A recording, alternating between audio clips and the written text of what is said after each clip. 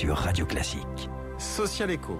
Pour répondre aux besoins d'une société en constante évolution, la Fondation Massif agit pour l'innovation sociale. Social Echo, bonjour Christine Quentin. Bonjour Nicolas. Avec le quotidien La Croix, l'économie sociale et solidaire s'intéresse aussi à l'immobilier. Exemple avec Ethic, ETIC, une foncière qui construit ou réhabilite des bâtiments respectueux de l'environnement dans le but d'y héberger des associations ou de petites entreprises sociales. Oui, c'est un concept qui se développe depuis une quinzaine d'années en Angleterre sous le nom d'Ethical Property.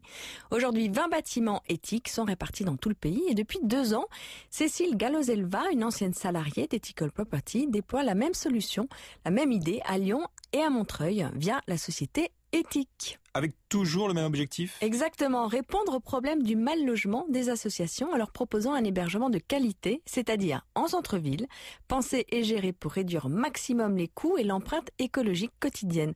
Le tout à un prix inférieur au marché. Oui, c'est ça qui est fort. Comment Ethic y parvient-elle ? Alors d'abord, la foncière Ethic assume elle-même la maîtrise d'ouvrage de la rénovation ou de la construction des bâtiments. Elle élimine ainsi tous les coûts intermédiaires de conception, de location ou de promotion du bâtiment, tout en intégrant dans son cahier des charges la maîtrise des coûts d'exploitation et l'impact environnemental sur le long terme.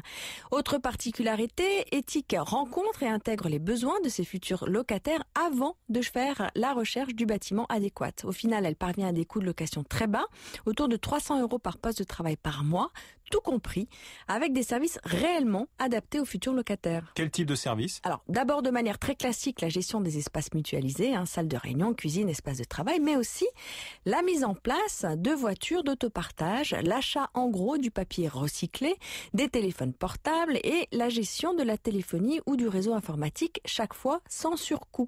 Et puis pour des conditions de travail optimum, Ethic organise aussi des formations groupées à la bureautique, la comptabilité, des rencontres de partage d'expérience ou encore des cours de théâtre, de yoga sur place. Tout cela renforcé d'une chasse au gaspillage permanente avec analyse des frais énergétiques par étage, pédagogie, etc. Et donc Ethic aujourd'hui est présent à Lyon et à Paris, c'est ça ? Oui, il y a le comptoir Ethic à Vaux-en-Velin et Biotop à Port de Clichy.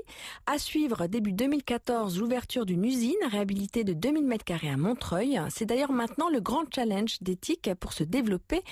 La foncière doit trouver des propriétaires fonciers qui ont la possibilité de vendre 2000 à 3000 m² intramuros dans les grandes villes de France, Paris, Lyon, Marseille. Et qui apporte les capitaux nécessaires à Ethic pour investir ? Des investisseurs éthiques, par définition. Ce sont aussi bien des fonds d'investissement solidaires de type Fitrust, dont on a déjà parlé, que des business angels ou des particuliers avec un point commun à chaque fois, vouloir un rendement aussi bien social que financier. Merci Christine Quentin pour plus d'informations sur cette foncière pas comme les autres. Rendez-vous sur internet www.ethic.co. Rendez-vous demain pour Social Echo à 7h15. Il est 7h19 à suivre les emplois à domicile menacés par le Sénat. On y vient dans un instant.